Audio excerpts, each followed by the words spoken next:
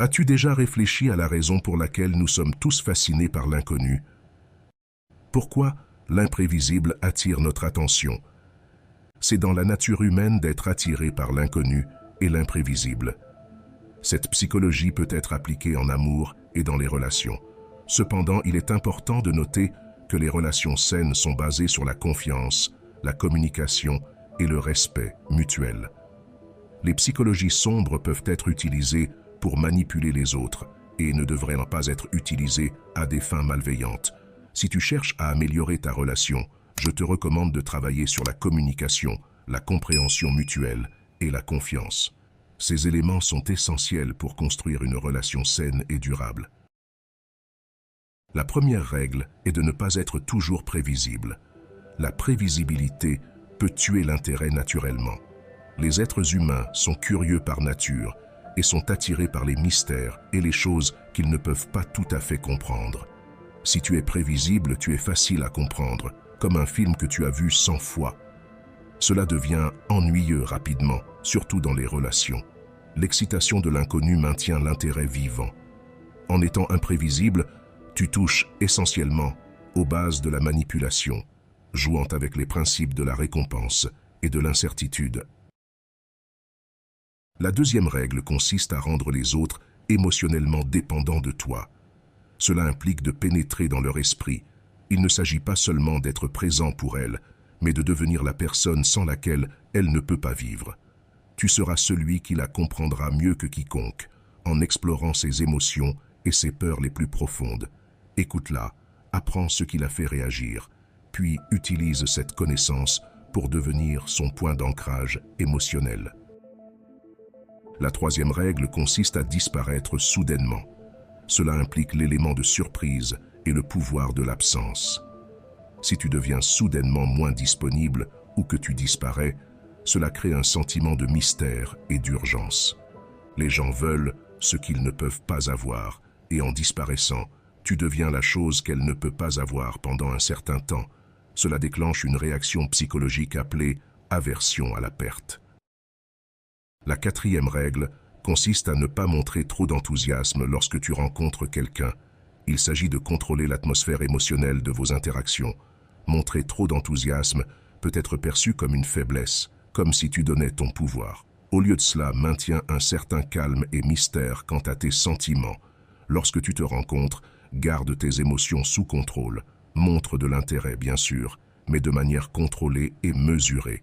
Il s'agit de trouver un équilibre. Tu es content de la voir, mais tu n'es pas aux anges. Cette approche s'inscrit dans le concept psychologique du jeu du difficile à obtenir. Un classique pour une raison précise. Lorsque tu n'es pas excessivement enthousiaste, cela crée un défi pour elle. Elle se demande pourquoi tu n'es pas aussi excité qu'elle s'y attendait, ce qui peut effectivement la rendre plus attirée par toi. C'est une forme de psychologie inversée. Moins tu montres, plus elle veut voir. La cinquième règle consiste à éviter de montrer de la jalousie envers d'autres hommes autour d'elle. La jalousie, bien qu'une émotion courante, est souvent perçue comme un signe de faiblesse et d'insécurité. Quand tu montres de la jalousie, tu lui dis que tu te sens menacé et que tu n'as pas confiance en ta position. Ce n'est pas l'image que tu veux projeter. Au lieu de cela, tu veux incarner la confiance et la sécurité, deux traits très attirants. La stratégie ici est de rester imperturbable lorsque d'autres hommes sont autour. Si elle parle à un autre gars, reste calme, montre que tu es sûr de toi et de ce que tu as avec elle. Cette attitude nonchalante peut en réalité jouer en ta faveur. Elle s'inscrit dans le principe psychologique de la réactivité.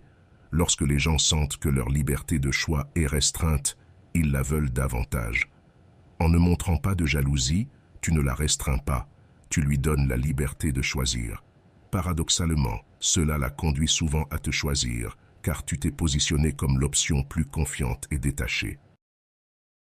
La sixième règle consiste à prioriser tes objectifs et ambitions au-dessus des plaisirs éphémères. En te concentrant sur tes objectifs et ambitions, tu envoies un message clair. Tu es déterminé, tu as un but, et tu n'es pas facilement influencé par des gratifications à court terme. Cette attitude est incroyablement attirante et te positionne comme quelqu'un de grande valeur et de substance. Pour mettre cela en pratique, montre-lui que tes objectifs passent en premier.